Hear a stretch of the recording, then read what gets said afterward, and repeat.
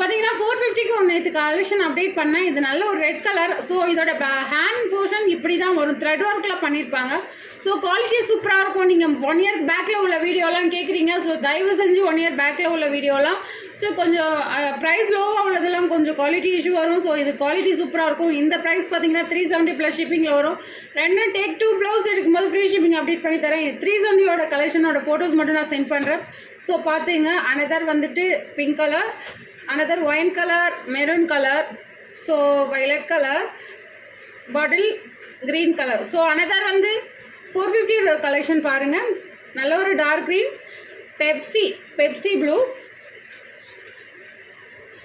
chocolate color, another bottle green, ramar green, pink color, maroon color,